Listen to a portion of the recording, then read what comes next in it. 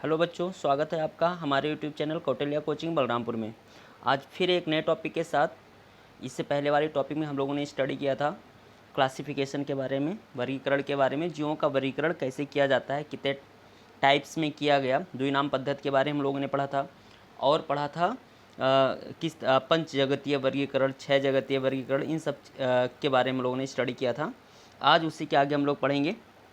मैं आपको बता देना चाहता हूँ कि हमारा चैनल जो है वो आपके लिए ऐसे बहुत सारे वीडियो देता है जिसमें आपको रीजनिंग, मैथ्स, जीएस के, हिस्ट्री के अच्छे क्वेश्चंस और जो है बहुत सारे जितने भी जीएस के टॉपिक्स हैं वो लगभग हम लोग कवर करते हैं और बहुत अच्छे से कवर करते हैं। तो आप लोग इस वीडियो को देखिए, नोट्स बनाइए और अपने दोस्तों में इसको शेयर कीजिए जिससे उनका भी फ़ायदा हो। तो हम लोग ज़्यादा समय न लेते हुए स्टार्ट करते हैं। मोनेरा, पहला हम लोगों ने पंच जगतीय वर्गीकरण में पहला पढ़ा था मोनेरा पढ़ा था, फंजाई पढ़ा था, प्लांटी पढ़ा था, एनिमलिया पढ़ा था और एल्गी पढ़ा था। ये 5 था हमारा, जिसमें पहले हम लोग पहला स्टडी करते हैं मोनेरा। मोनेरा क्या होता है? मोनेरा में ऐसे जीवों को रखा गया बच्चों। मोनेरा एक ऐसा घर है जो केवल बैक्टीरिया का घर है। आपको पता होगा पूरे पृथ्वी पर, होल अर्थ पे सबसे ज़्यादा अगर कोई लिविंग थिंग्स रह रहा है तो वो बैक्टीरिया है। बहुत ज़्यादा बैक्टीरिया होते हैं, मतलब चुटकी भर मिट्टी में अगर आप कैलकुलेशन करें तो करोड़ों बैक्टीरिया पाए जाते हैं। अब दिमाग में आया कि सर चुटकी भर मिट्टी में इतने सारे बैक्टीरिया होते हैं तो हमें नुकसान क्यों नहीं पहुंचाते हैं? बेटा, जो बैक्टीरिया होता है ये 2 तरह का भी हो, एक हमारे लिए यूज़फुल है और एक हमारे लिए हार्मफुल है। जो यूज़फुल बैक्टीरिया से हम लोग डेयरी प्रोडक्ट बनाते हैं, बहुत सारे दवाइयाँ बनाते हैं, बहुत सारा वैक्सीन बनाते हैं। और हार्मफुल वाला जो होता है वो हमें बहुत सारा रोग भी करता है, ये भी आप जानते ही हैं। ठीक, तो बैक्टीरिया कई तरह से होता है और बैक्टीरिया ऐसा माना जाता है, बैक्टीरिया से पहले अगर अर्थ पे कोई आया बच्चों तो वो वायरस था, वायरस। और वायरस को हम लोग क्या मानते हैं, इसमें प्लेस ही नहीं दिया गया, उसको स्थान ही नहीं दिया गया उसके घर के बारे में। क्यों? क्योंकि ये लिविंग और नॉन लिविंग के बीच की कनेक्टिंग लिंक होता है, तो इसलिए ये ना लिविंग है ना नॉन लिविंग है, इसलिए इसको हम लिविंग थिंग्स में स्टडी नहीं करते हैं। ठीक है, तो सबसे पहला जीव, पूरे पृथ्वी पर बनने वाला सबसे पहला जीव जो लिविंग थिंग्स था वो कौन था? बैक्टीरिया था। बैक्टीरिया पृथ्वी पर सबसे पहले बना। ठीक है, और बैक्टीरिया से ये आगे डेवलपमेंट हुआ। बैक्टीरिया से Protozoa, Porifera, Coelenterata, Platyhelminthes, Nematoda, Annelida, Mollusca, Arthropoda, Echinoda, Metachordata जैसे संघों में बहुत सारे जीवों को पढ़ेंगे। इधर प्लांट में जो है fungi, algae, bryophyta, pteridophyta, gymnosperm, angiosperm ऐसे प्लांट्स को पढ़ेंगे। लेकिन उससे पहले हम लोग स्टडी करते हैं बैक्टीरिया को। बैक्टीरिया के बारे में क्या क्या हम लोग जानते हैं। ठीक है, बैक्टीरिया एक्चुअली मेनली 3 प्रकार का होता है, 3 तरह का बैक्टीरिया होता है। एक बच्चों होता है आर्की बैक्टीरिया, एक होता है यू बैक्टीरिया और एक होता है साइनो बैक्टीरिया। इसमें थोड़ा सा सीक्वेंस गड़बड़ हो गया है, आप लोग नोट्स ज़रूर बनाइएगा। सबसे पहले अगर किसी बैक्टीरिया का डेवलपमेंट हुआ तो वो था आर्की बैक्टीरिया, फिर आया आपका यू बैक्टीरिया जिसको हम वास्तविक बैक्टीरिया, सत्य जीवाणु कहते हैं, और फिर तीसरे नंबर पे आया वो था हमारा क्या? साइनोबैक्टीरिया, जिसको ब्लू ग्रीन एल्गी कहते हैं या नीलहरा शैवाल कहते हैं। इसी में एक एक्टिनोमाइसिटीज़ वर्ग आता है, एक्टिनोमाइसिटीज़ क्लास आता है जो एक्चुअली हम लोग क्या फंगस में पढ़ते हैं। ठीक, तो इसको हम लोग यहाँ पर बिल्कुल स्टडी नहीं करेंगे, हम केवल 3 देखेंगे इसमें कि हमारे 3 टाइप के बैक्टीरिया हैं। आर्की बैक्टीरिया, दूसरा यू बैक्टीरिया मतलब सत्य जीवाणु, और साइनोबैक्टीरिया। अब पहली चीज़ अभी दिमाग में बिठा लो, ये सबसे बूढ़ा बैक्टीरिया है, सबसे ओल्ड बैक्टीरिया है, मतलब सबसे पहले ये बैक्टीरिया बना आर्की। उसके बाद में जिसे हम बैक्टीरिया कह सकते हैं, ट्रू बैक्टीरिया, मिडिल सेशन का ट्रू बैक्टीरिया, ये हमारा ट्रू बैक्टीरिया यू बैक्टीरिया होता है। यू मतलब गुड, यू मतलब गुड या ट्रू, और बैक्टीरिया मतलब बैक्टीरिया। और जो ये आता है साइनोबैक्टीरिया, ये बहुत डेवलप्ड बैक्टीरिया होता है, बहुत डेवलप्ड बैक्टीरिया, मतलब ये बैक्टीरिया से ऊपर कंडीशन में जाता है। इसका मतलब क्या हुआ कि आर्की बैक्टीरिया बच्चों, इसमें कुछ कमी होती है, जो पूर्ण रूप से बैक्टीरिया का सारा लक्षण होता है वो इसमें होता है, और इससे एडवांस लक्षण जो होता है, एडवांस कैरेक्टर होता है, वो साइनोबैक्टीरिया में होता है। अब एडवांस कैरेक्टर है क्या? एक मोटा मोटा बात हम लोग जानते हैं, जो बैक्टीरिया होता है ये एक वन सेलुलर होता है, मतलब एक ही सेल में इसका पूरा लाइफ साइकिल होता है।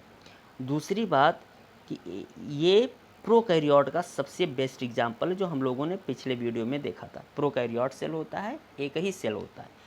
दूसरा कि इसमें अगर ये प्रोकैरियोट है तो इसमें केंद्रक नहीं होगा, इसका डीएनए ऐसे बिखरा पड़ा होता है, सबसे पुराना जीव ये माना जाता है। ठीक, अब जो बैक्टीरिया होता है, बैक्टीरिया नॉन क्लोरोफिलस होता है। नॉन क्लोरोफिलस का मतलब इसमें क्लोरोफिल नहीं है। अच्छा, बैक्टीरिया जंतु है कि पौधा है, इस विषय में कहना थोड़ा अलग होता है। पहले इसे पौधा पढ़ा जाता था, क्योंकि पौधे वो होते हैं जिनके ये तो एक लेयर होती है कोशिका की। जब कोशिका पढ़ेंगे तो डिटेल स्टडी करेंगे, इसको कहते हैं प्लाज्मा मेम्ब्रेन। प्लाज्मा मेम्ब्रेन, और इसके ऊपर भी एक लेयर पाई जाती है जिसको कहते हैं सेल वॉल। ये सेलुलोज नामक कार्बोहाइड्रेट से बना होता है। तो ये सेल वॉल जिसमें पाया जाता है, ये सेल वॉल जिसमें पाया जाता है, वो सारे हमारे क्या होते हैं, प्लांट्स होते हैं। तो ये देखने को मिला कि बैक्टीरिया जो होता है, बैक्टीरिया में सेल वॉल पाया जाता है। तो पहले हम लोग इसे पौधों में पढ़ते थे, लेकिन इसे कल्चर भी कराया जाता है, पौधों की तरह उगाया भी जा सकता है, और इसके कैरेक्टर जंतुओं की तरह भी दिखाई देते हैं। रोग फैलाता है, बहुत सारे कैरेक्टर्स हैं। तो जो बैक्टीरिया होता है ये पौधा नहीं है। क्यों नहीं है? Bacteria is not a plant. Bacteria पौधा नहीं है। कि पौधा होने का सबसे खास बात, प्लांट होने का सबसे खास बात क्या होता है कि उसमें पर्णहरिम पाया जाए, उसमें क्लोरोप्लास्ट पाया जाए, जिससे वो अपना भोजन स्वयं बना ले। लेकिन बैक्टीरिया ऐसा नहीं कर पाता। बैक्टीरिया में क्लोरोप्लास्ट नहीं होता। बैक्टीरिया में क्लोरोप्लास्ट नहीं होता, इसलिए ये परजीवी नेचर का होता है, परजीवी की तरह व्यवहार करता है। ठीक, अच्छा, किसमें? ये आर्की बैक्टीरिया जो है इसमें नहीं होता है। आर्की बैक्टीरिया की जब आप बात करोगे बच्चों, तो आर्की बैक्टीरिया में नहीं होता है। आर्की बैक्टीरिया में नहीं होता है। इसमें सेलवाल नहीं, सेलवाल तो होता है, इसमें क्लोरोप्लास्ट नहीं होता है। जीवाणु जिसको हम ट्रू बैक्टीरिया कहते हैं, यू बैक्टीरिया, इसमें भी क्लोरोप्लास्ट नहीं होता है। क्लोरोप्लास्ट बैक्टीरिया में डेवलप करने लगता है, बनने लगता है कहाँ पर? साइनोबैक्टीरिया में। इसलिए इसे ब्लू ग्रीन एल्गी कहते हैं, नीला हरा शैवाल कहते हैं, क्योंकि ये बैक्टीरिया धीरे धीरे जब वृद्धि करने लगा, विकास करने लगा, जैव विकास, तो क्या हुआ कि सबसे पहले आर्की बैक्टीरिया से बैक्टीरिया बना, तो इससे कुछ डेवलपमेंट हुआ। फिर इस बैक्टीरिया से, यू बैक्टीरिया से फिर साइनोबैक्टीरिया बना। साइनोबैक्टीरिया से फिर आगे जाकर क्या बना? एल्गी बना। एल्गी मतलब शैवाल। शैवाल जो होता है, शैवाल का कैरेक्टर आप जान लो। शैवाल जो होता है प्रोकैरियोटिक कोश का होता है, और शैवाल मल्टी सेलुलर भी होता है, और शैवाल में क्लोरोप्लास्ट पाया जाता है। शैवाल जो होते हैं वो अपना भोजन स्वयं बना लेते हैं। अब आपको ये पता होगा कि जो 21% ऑक्सीजन गैस हमें निकलती है पौधों से, उसमें सबसे ज़्यादा लगभग 90% से ज़्यादा शैवालों के द्वारा उत्पन्न होती है, जो समुद्रों से निकलता है। ठीक है, तो शैवाल जो होते हैं वो फोटोसिंथेसिस कर लेते हैं। तो इस बैक्टीरिया को, साइनोबैक्टीरिया को क्या कहा गया? Blue green algae. क्यों कहा गया? कि इन आर्की बैक्टीरिया की बात करें या यू बैक्टीरिया की बात करें, इनमें पर्णहरिम नहीं पाया जा रहा था, ये परजीवी थे। लेकिन बच्चों इनमें पर्णहरिम डेवलप कर गया। मतलब ये हम कह सकते हैं कि बैक्टीरिया से ही आगे डेवलपमेंट हुआ किसका? शैवालों का। क्योंकि यहाँ नीला हरा शैवाल ये बताता है कि इसमें बैक्टीरिया का भी लक्षण होता है और इसमें शैवाल का भी लक्षण होता है। इसलिए इसे बैक्टीरिया ना कहकर साइनोबैक्टीरिया को हम लोग क्या कहते हैं? ब्लू ग्रीन एल्गी कहते हैं। इसको ब्लू ग्रीन एल्गी कहते हैं। ठीक है, तो सबसे पहले हम बात करेंगे आर्की बैक्टीरिया की। आर्की बैक्टीरिया क्या होता है? ये बैक्टीरिया दुनिया में बनने वाला सबसे पहला बैक्टीरिया था। कि जब बैक्टीरिया का विकास हुआ तो सबसे पहला बैक्टीरिया आया, आर्की बैक्टीरिया। अब आर्की बैक्टीरिया का लक्षण क्या होता है? इसे मेथेनोजेन बैक्टीरिया भी कहा जाता है। क्यों? मीथेन की अधिकता जहाँ होती है वहाँ आर्की बैक्टीरिया उत्पन्न होता है। मीथेन मतलब CH4 गैस जहाँ बहुत ज़्यादा पाई जाए वहाँ पर क्या होता है? ये बैक्टीरिया डेवलप करते हैं। और मीथेन गैस क्या होता है? मीथेन गैस जीव जंतुओं के सड़ने से या उनके उत्सर्जित पदार्थों से बनता है। इसका मतलब जहाँ पृथ्वी के अंदर जीव जंतु सड़े पड़े हैं वहाँ पर जो है ये उसके अंदर पाया जाएगा। मीथेन जहाँ होगा वहाँ पर आर्की बैक्टीरिया, आर्की जीवाणु पाया जाएगा। दूसरा, ये हेलोफिल्स होता है। फिल्स का मतलब लवर, हेलो का मतलब लवण, साल्ट, साल्ट लवर होता है। इसे कहते हैं लवण रागी, मतलब कि जो आर्की बैक्टीरिया है वो वहाँ पाया जाता है जहाँ पर लवण की मात्रा बहुत ज़्यादा होती है। इसको बच्चों लिखते जाइएगा, नोट्स बनाते जाइएगा। वहाँ पाया जाता है जहाँ लवण की मात्रा बहुत ज़्यादा होती है। कुछ जंगलों में जो नदियाँ होती हैं, पोखर टाइप के होते हैं जिसमें लवणीय जल ज़्यादा पाए जाते हैं, वहाँ पर ये बैक्टीरिया डेवलप करते हैं। और जो है नमक वाला पानी जहाँ होता है, या ऐसा कहते हैं जहाँ मिट्टी या ऐसी काई जमी जहाँ पर लवण ज़्यादा पाए जाते हैं, साल्ट ज़्यादा हो, वहाँ पर ये बैक्टीरिया डेवलप करते हैं। और सबसे मेन इंपॉर्टेंट फैक्टर इसका ये है, thermo acidophilus bacteria. Thermo acidophilus nature भी किसका होता है? Archie bacteria. आर्की बैक्टीरिया इस तरह यहाँ पर भी पाया जाता है। कहाँ पाया जाता है? थर्मोफिलस। थर्मो मतलब अधिक ताप और अम्लरागी। सोचो कि एसिड में कोई चीज़ नहीं डेवलप करता है, एसिड में हर चीज़ मर जाता है, लेकिन एसिड में भी बैक्टीरिया डेवलप कर जाता है। और बैक्टीरिया कौन होता है? आर्की बैक्टीरिया होता है। बहुत ज़्यादा टेम्परेचर पर भी ये बैक्टीरिया डेवलप करता है, बहुत सारे टेम्परेचर पर भी ये बैक्टीरिया जो है आगे आपको मिल जाता है, वहाँ पर पाया जाता है। इसी थर्मो बैक्टीरिया भी इसका नाम दिया गया। थर्मो बैक्टीरिया मतलब कितने टेम्परेचर पर? लगभग 90 डिग्री से लेके 80 डिग्री से लेके और 100 डिग्री सेल्सियस टेम्परेचर के बीच में ये डेवलप कर जाते हैं। मतलब कि लगभग खौलते हुए पानी में भी ये बैक्टीरिया हो सकता है, क्योंकि 100 डिग्री सेल्सियस जो तापमान होता है वो पानी का क्वथनांक होता है। इस पे पानी बॉयल करने लगता है तो उसमें भी बैक्टीरिया पनप सकता है। मतलब आर्की बैक्टीरिया इसका सबसे बड़ा गुण होता है वो थर्मो कंडीशन होता है कि लगभग 80 डिग्री, इस पे तो क्वेश्चन कई बार पूछा गया, 80 डिग्री खाली दे दिया तब तो 80 लगाएंगे, और 80 से 100 दे दिया गया तो 80 से 100 लगाएंगे, कि 80 से 100 डिग्री सेल्सियस के बीच ये जीवाणु जिंदा रह सकता है। तो ये आर्की बैक्टीरिया का कुछ उदाहरण आपके सामने बच्चों। ये देखो, ये है आर्की बैक्टीरिया का फ़ोटो। ये सामान्यतः ये बैक्टीरिया ऐसे दिखाई देता है। नॉर्मली अगर इस बैक्टीरिया को आप देखोगे तो ये ऐसे दिखाई देता है। ये बैक्टीरिया मतलब अब आप सूक्ष्मदर्शी से वैसे तो अब दिखाई आँख से दिखाई नहीं देगा, लेकिन अगर आप माइक्रोस्कोप से देखोगे तो इस तरह से बैक्टीरिया, आर्की बैक्टीरिया दिखाई देते हैं। बिल्कुल रॉड शेप के छड़नुमा ये दिखाई देते हैं ये बैक्टीरिया। इसको दूसरा नेचर ये, अगर आप इसको थोड़ा और अच्छे से देखना चाहें तो ये बैक्टीरिया होता है। आप देखोगे बिल्कुल कैप्सूल की तरह ये बैक्टीरिया होते हैं, बिल्कुल रॉड की तरह बैक्टीरिया पाए जाते हैं। ये रॉड की तरह होता है। तो ये इनके ऊपर कुछ फ्लैजेला लगे होते हैं। इनका जो ऊपर का जो कवच, ऊपर का ये जो सेल होता है, ये इतना हार्ड होता है कि ये एसिड को भी सहन कर सकता है, ये बहुत ज़्यादा टेम्परेचर में भी रह सकता है, बहुत ज़्यादा साल्ट जहाँ हो, नमक भी जहाँ हो वहाँ पर भी ये रह सकता है। तो इसके रहने का मेन जो रीज़न होता है वो ये होता है कि इसका जो ये ऊपर का कैप्सूल बनता है। तो ये इसका सबसे इम्पोर्टेंट कैरेक्टर होता है। ये बैक्टीरिया आर्की बैक्टीरिया है बच्चों।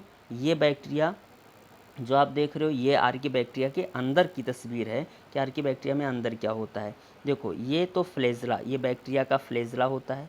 इस फ्लैजेला से बैक्टीरिया अगर पानी में है तो मूव करता है, तैरता है, मतलब मोशन करने का काम करता है, चलने का काम करता है। सबसे ऊपर जो आपको ये पीला पीला कलर का दिखाई दे रहा है, इसको ऐसे इसको छीला गया, इसे छीला गया कई लेयर में, ठीक। तो सबसे ऊपर का जो पीला वाला लेयर है ये कैप्सूल है, और ये कैप्सूल ही बड़ा इंपॉर्टेंट इसका होता है, क्योंकि इस कैप्सूल के कारण ये सरवाइव करते हैं। ये कैप्सूल है। उसके बाद में ये जो छोटे छोटे बाल की तरह ये चारों तरफ दिख रहे हैं, इनको पिलस कहते हैं। पिलस कहते हैं। इस पिलस की सहायता से 2-3 बैक्टीरिया या आपस में क्या होते हैं, जुड़ जाते हैं, झुंड बना लेते हैं बैक्टीरिया का, एक क्लस्टर फॉर्म में आ जाते हैं, और रिप्रोडक्शन करने में, प्रजनन करने में ये मदद करता है। चलने में भी मदद करता है और प्रजनन करने में, एक दूसरे से चिपकने में भी ये मदद करता है। उसके बाद में तीसरा लेयर, पहला लेयर ये हो गया। दूसरा, आप ये पिलस की बात हमने कर लिया। अब इसी कैप्सूल के नीचे ये जो आपको ये ब्लू कलर का दिख रहा है, ये इसका सेल वॉल होता है। मैंने क्या बताया था कि जिसमें सेल वॉल बच्चों पाया जाता है वो पौधा होता है, तो ये सेल वॉल होता है। सेल वॉल के ऊपर इसका ये कैप्सूल पाया जाता है। ये जब हम अलग से स्टडी करेंगे इसके स्ट्रक्चर, तब हम बताएंगे कैप्सूल और सेल वॉल में क्या डिफरेंस होता है। इसके नीचे बेटा इसके नीचे क्या होता है, सेल वॉल के नीचे ये तीसरी वाली जो लेयर है इसको कहते हैं प्लाज्मा मेम्ब्रेन। ये जंतुओं एनिमल में भी होता है और ये प्लांट में भी, दोनों में ये पाया जाता है। तो सबसे नीचे जो है प्लाज्मा मेम्ब्रेन, फिर सेल वॉल और फिर कैप्सूल पाया जाता है। उसके बाद अगर आप बात करो तो इसमें केंद्रक तो होता नहीं है, क्योंकि ये जो है प्रोकैरियोटिक कोश का होता है, तो इसमें केंद्रक नहीं होता। तो इसका ये डीएनए ऐसे बिखरा पड़ा हुआ है, इसमें ये इसका डीएनए होता है बच्चों। इसके बाद में इसमें कुछ पॉइंट पॉइंट बिंदी की तरह चीज़ें दिखाई दे रही हैं, ये इसका राइबोसोम है। ये बड़ा इंपॉर्टेंट क्वेश्चन है बेटा। राइबोसोम जो होता है वो एक ऐसा अकेला कोशिकांग होता है जो दोनों में पाया जाता है। राइबोसोम ये यूकैरियोट में भी पाया जाता है, प्रोकैरियोट में भी पाया जाता है। कौन? राइबोसोम। ये यूकैरियोट सेल में भी होता है और ये प्रोकैरियोट सेल में भी होता है। यूकैरियोट में जो होता है उसे कहते हैं 80S और जो प्रोकैरियोट में होता है उसे कहते हैं 70S। अब जब कोशिका पढ़ाएंगे तब हम बताएंगे कि 70S और 80S का मतलब क्या होता है। उसके बाद में इसके अंदर जो भी ये पॉइंट भरा हुआ है, जो भी द्रव भरा है, उसको साइटोप्लाज्म कहा गया है। साइटोप्लाज्म कहा गया। राइबोसोम हो गया इसका, ये पूरा डीएनए ना कहकर इन्होंने क्या न्यूक्लियोइड कह दिया। इसमें इसको न्यूक्लियोइड कहा जाता है, जो कि इसका डीएनए होता है। वायरस होगा तो उसमें डीएनए या आरएनए कोई एक होगा, इसमें डीएनए होता है। और आरएनए भी इसमें पाया जाता है। बैक्टीरिया में आरएनए भी पाया जाता है जिससे प्रोटीन बनाता है, और डीएनए भी होता है। अभी आगे स्ट्रक्चर देखेंगे तो इसमें मीजोसोम पाया जाता है। मीजोसोम क्या करता है, ये माइटोकॉन्ड्रिया की तरह होता है मीजोसोम, और उस तरह इससे जो है एनर्जी ये लेता रहता है। तो ये आर्कीबैक्टीरिया आपका हो गया, आर्कीबैक्टीरिया हो गया। तो इस तरह से बच्चों आपने देखा कि आर्कीबैक्टीरिया क्या होता है। अब हम दूसरा देखते हैं। दूसरा है वास्तविक बैक्टीरिया, जिसको जीवाणु कहते हैं। ये जीवाणु बच्चों 4 तरह का होता है। ये वास्तविक जीवाणु होता है। वास्तविक जीवाणु मतलब जिसको जीवाणु का लक्षण जिसमें होना चाहिए। अब जीवाणु का क्या क्या लक्षण है? अगर जीवाणु है तो उसमें सेल वॉल पाया जाना चाहिए, उसमें प्लाज्मा मेम्ब्रेन पाया जाना चाहिए। इसको सीरियल से अगर आप लिखो तो सबसे पहले प्लाज्मा मेम्ब्रेन होगा, फिर सेल वॉल होगा, फिर कैप्सूल होगा, ये पाया जाना चाहिए। उसके बाद में इसमें न्यूक्लियाइड मतलब डीएनए होना चाहिए, डीएनए, और साथ साथ में इसमें आरएनए पाया जाना चाहिए। इसमें जो है 70S का राइबोसोम होना चाहिए। ठीक, ये सब इसका लक्षण होता है। अब ये जो जीवाणु होता है, सत्य जीवाणु जो होता है, इसके आगे आप लोग बच्चों लिख लेना सत्य जीवाणु या यू बैक्टीरिया, इसको लिख लीजिएगा आप लोग पेन से। ठीक है, ये 4 तरह का होता है। एक होता है बैसिलस, एक होता है कोकस, एक होता है विब्रियो, एक होता है स्पाइरिलम। ठीक है, क्या क्या होता है? एक बैसिलस होता है, बैसिलस जीवाणु। बैसिलस का मतलब छड़नुमा, जो बैक्टीरिया आपको इस तरह भी दिखाए थे, रॉड की तरह दिखाई दे, उसे हम लोग क्या कहते हैं? बैसिलस। बच्चों बैक्टीरिया बनाते समय कभी बीच में डॉट नहीं लगाना। डॉट केंद्रक को प्रदर्शित करता है, जबकि इसमें केंद्रक नहीं होता है, इसलिए हमेशा सीधा सीधा कैप्सूल बनाते हैं हम लोग, गोलाकार। दूसरा होता है कोकस, ऐसे गोलाकार बैक्टीरिया, जितने गोल बैक्टीरिया दिखोगे उसे कोकस कहते हैं। एक है तो उसे कोकस कहा जाएगा, बहुत सारे हैं तो उसे कोकाई। एक है तो उसे बैसिलस, बहुत सारे हैं तो उसे बैसिलाई। इसी तरह कॉमा की तरह बैक्टीरिया होता है। कॉमा मतलब इस तरह से ऐसे बैक्टीरिया कुछ पाए जाते हैं। एक्चुअली इसका स्ट्रक्चर ऐसे होता है कुछ ये। ठीक, तो इसको कॉमा टाइप बैक्टीरिया कहते हैं। विब्रियो कॉलेरी जो कॉलरा रोग उत्पन्न करता है, कॉलरा हैजा, उसका जो जीवाणु होता है, इसका बेस्ट एग्जाम्पल है, इसको विब्रियो कहते हैं, विब्रियो कॉलेरी। सर्पिलाकार स्पाइरिलम चौथा होता है, स्पाइरिलम टाइप का। स्पाइरिलम में क्या होता है? ये जिगजैग इस तरह से होता है। इस तरह से जो बैक्टीरिया होता है उसको स्पाइरिलम बैक्टीरिया कहते हैं, मुड़ा हुआ बैक्टीरिया, सर्पिलाकार बैक्टीरिया। तो ये 4 तरह का बैक्टीरिया 4 तरह का होता है। छड़नुमा होता है, गोलाकार होता है, विब्रियो होता है और सर्पिलाकार होता है। ठीक बच्चों, आगे देखते हैं। जो गोलाकार बैक्टीरिया है उसका कुछ उदाहरण दिया गया है। गोलाकार बैक्टीरिया क्या क्या होता है? गोलाकार बैक्टीरिया में माइक्रोकॉकस में एक कोश का होता है। डिप्लोकॉकस अगर है तो वो 2 कोश का होगा। अब कोकस है मतलब कि आप ध्यान से देखिए, एक सिंगल है तो इसे माइक्रोकॉकस कहा गया, और 2 एक साथ में जुड़ गया हो किसी भी तरह से तो उसे क्या द्विकोश का समूह या डिप्लोकॉकस कहा जाएगा। कोकस मतलब गोलाकार। और अगर ये स्ट्रेप्टोकॉकस मतलब क्या होता है कि जंजीरनुमा, बहुत सारे बैक्टीरिया इस तरह से जंजीरनुमा छड़ ऐसे जुड़ जाएं जंजीरनुमा स्ट्रक्चर में, तो उसको कहते हैं स्ट्रेप्टोकॉकस। क्या कहेंगे? स्ट्रेप्टोकॉकस। अनेक कोशिकाओं की एक श्रृंखला बना लेते हैं और उसे स्ट्रेप्टोकोकस जंजीरनुमा दिखाई देते हैं। और एक चौथा होता है जिसको कहते हैं स्टेफाइलोकोकस। आप लोग नाम लिख लीजिएगा हिंदी में, स्टेफाइलोकोकस। और स्टेफाइलोकोकस में क्या होता है, गुच्छे नुमा दिखाई देते हैं। अंगूर का जो गुच्छा आपने देखा बैक्टीरिया उसी तरह से इस तरह गुच्छे की तरह लगे होते हैं, तो उसको स्टेफाइलोकोकस कहा जाता है, स्टेफाइलोकोकस। तो ये बैक्टीरिया का जो यू बैक्टीरिया है उसका उदाहरण है, यू बैक्टीरिया का उदाहरण है कि यू बैक्टीरिया में ये चीज़। बच्चों ये है यू बैक्टीरिया। अगर आप देखोगे तो इस तरह से यू बैक्टीरिया, बिल्कुल एग्जैक्ट यू बैक्टीरिया ये या इस तरह से बैक्टीरिया आपको दिखाई देते हैं। बैक्टीरिया में ये आप सूक्ष्मदर्शी से देखा गया बैक्टीरिया, ये रॉड की तरह आपको दिख रहे हैं, तो ये क्या कहेंगे इनको, ये आपके बैसिलस बैक्टीरिया होंगे, बैसिलस छड़नुमा। और ये देखो ये ओरिजिनल बैक्टीरिया होते हैं, इनसे कई सारे ये दोनों तरफ से इसके फ्लैजेला इधर से भी निकल एक ही गुच्छे टाइप में निकले रह सकते हैं। हो सकता है एक फ्लैजेला इधर एक फ्लैजेला इधर, बायएम्फस हो सकता है, दोनों तरफ निकला हो, ठीक है। तो एम्फीबैसिलस उसको बोल सकते हैं। तो ये ओरिजिनल बैक्टीरिया होते हैं जो आपके रोग फैलाते हैं, या जिस बैक्टीरिया का हम लोग यूज़ करते हैं ये वास्तविक बैक्टीरिया होते हैं। ये आर्की बैक्टीरिया और यू बैक्टीरिया में डिफरेंसेस है। आर्की बैक्टीरिया को आपने इस तरह से स्टडी किया, देखा था कि उसमें क्या क्या पाया जा रहा था, पूरा डीएनए वगैरह जो था, प्लाज्मिड था, सब कुछ। और ये यू बैक्टीरिया होता है वास्तविक बैक्टीरिया।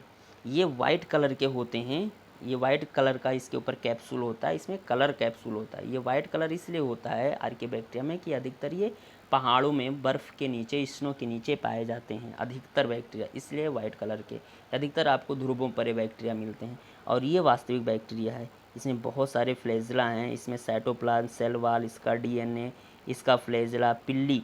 इसमें क्या कहा गया था, इसमें जो निकले हुए थे ये सब रोमे जो वहाँ पर आपने देखा था उसको पिलस कहा गया था। बहुत सारे होते हैं तो उसको पिलस कहते हैं, यहाँ पर उसी को पिली कहा गया है। राइबोसोम 70 इस प्रकार का होता है। यहाँ इसमें जो है एक मेम्ब्रेन पाई जाती है जिसको प्लाज्मा ये प्लाज्मा मेम्ब्रेन, साइटोप्लाज्म, ये सब वही चीज़ बताया गया है।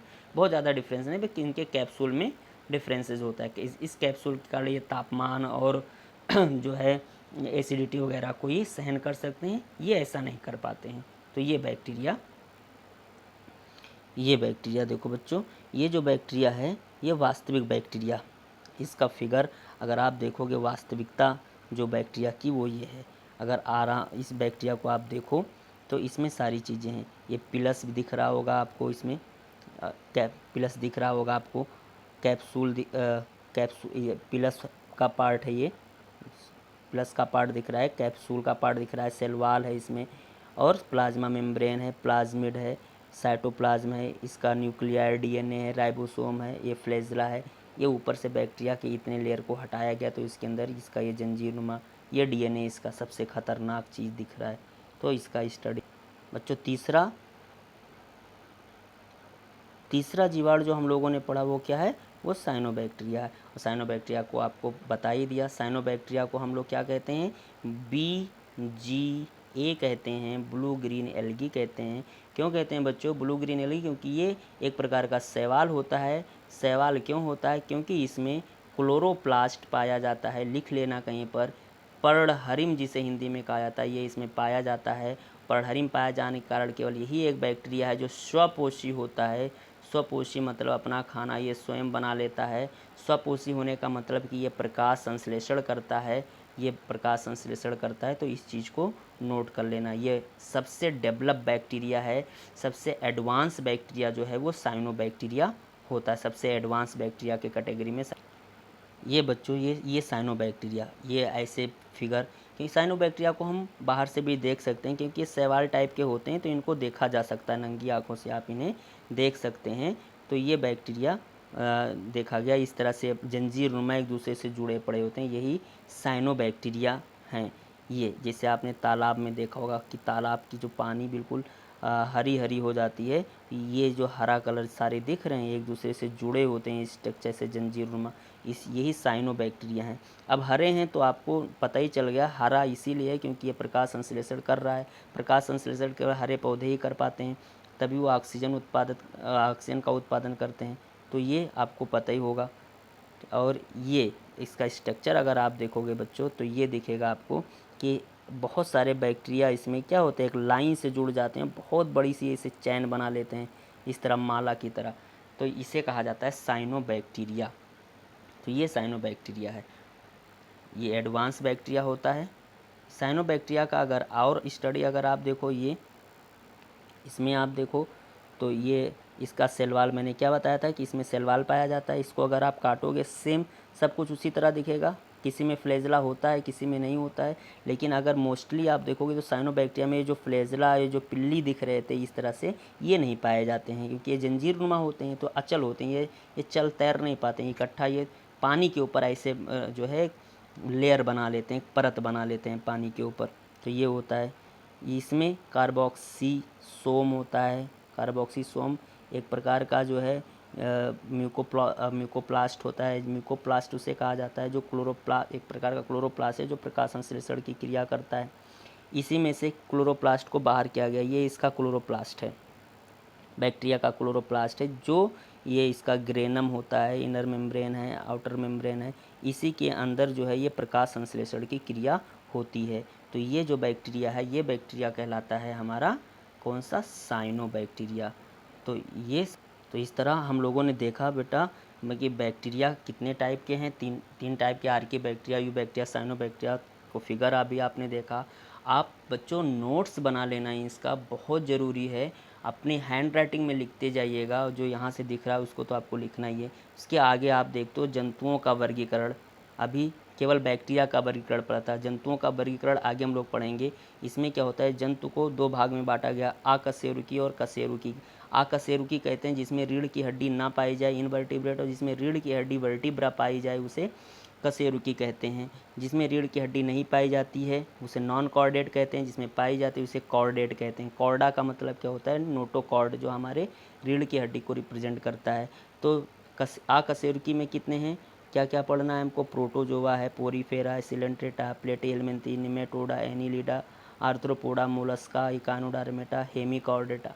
कितने हो गए, 1 2 3 4 5 6 7 8 9 10 और एक नया जुड़ा है जो है क्या क्या हो गया इसमें, Protozoa, Porifera, Coelenterata, Platyhelminthes, Nematoda, Annelida, Mollusca, Arthropoda, Echinodermata, और ये 10, पहले ये 9 ही था, अब ये 10 हो गया, और इसको लेकर 11। पहले हेमिकॉर्डेटा को अलग पढ़ा जाता था, लेकिन अब हेमिकॉर्डेटा भी अकशेरुकी में ही रख दिया गया है, क्योंकि हेमिकॉर्डेट का मतलब ये हुआ कि कॉर्डेटा और इस 9, मतलब ये पूरा यहाँ से यहाँ इन 9 के बीच की कड़ी है ये।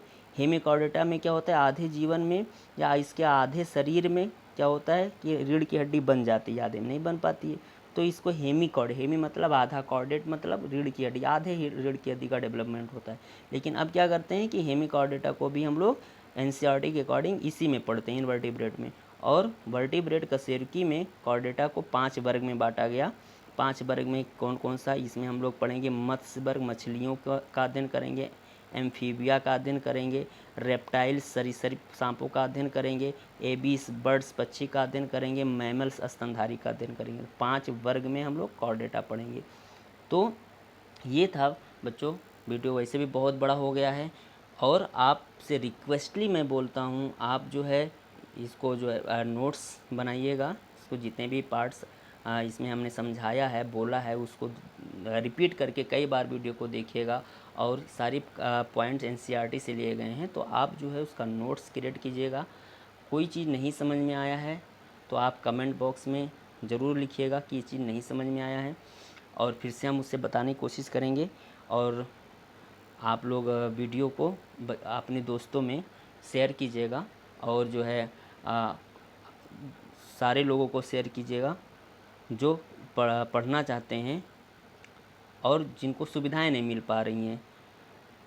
कौटिल्या टीम के तरफ से मेरा आप लोगों से बार बार यही बताया जा रहा है, मेरे द्वारा बताया जा रहा है, बार बार मैं यही रिक्वेस्ट कर रहा हूँ कि कौटिल्या फैकल्टी के सारे मेंबर भी आपको कुछ ना कुछ दे रहे हैं। तो जितने इस लॉकडाउन में जितना कंटेंट आपको मिल रहा है अच्छे से उसको पढ़िए और उसको एब्सॉर्ब कीजिए, खूब अच्छे से तैयारी कीजिए। इसी से बाहर कुछ नहीं आना है, सारे एग्ज़ाम क्रैक करेंगे इसी से आप। तो मिलते हैं फिर नए वीडियो के साथ, एक नए लेक्चर के साथ। इसी को आगे प्रोसीड करेंगे। जो आपको ना समझ में आएगा कमेंट बॉक्स में ज़रूर लिखिएगा, ठीक है। और I think it's better. Thank you. जय हिंद, जय भारत।